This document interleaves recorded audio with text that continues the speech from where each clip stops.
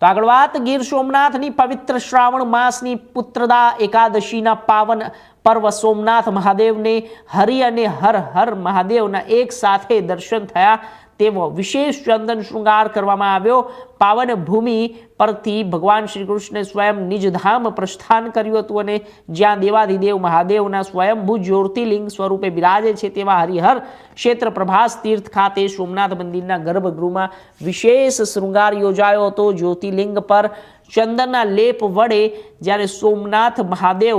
ધ્યાન મુદ્રામાં દર્શાવ્યા હતા અને તેમજ હૃદયના ભાગે ભગવાન વિષ્ણુના શંખ ચક્ર અને ગદા અને પદ્મ સાથે શ્રી કૃષ્ણનું મનોહર સ્વરૂપ અંકિત કરવામાં આવ્યું હતું। આ અલૌકિક હરિહર દર્શનનો લાભ લઈ શ્રદ્ધાળુઓ ભાવ વિભોર બન્યા હતા।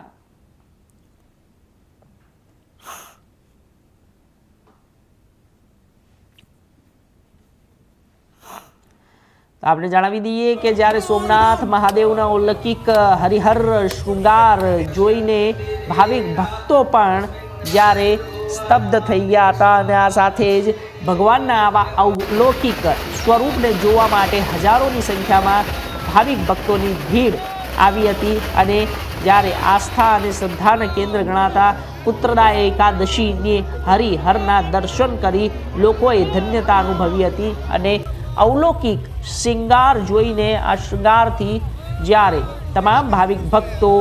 ઉત્સાહ સાથે શ્રાવણ માસના પવિત્ર પાવન અવસર પર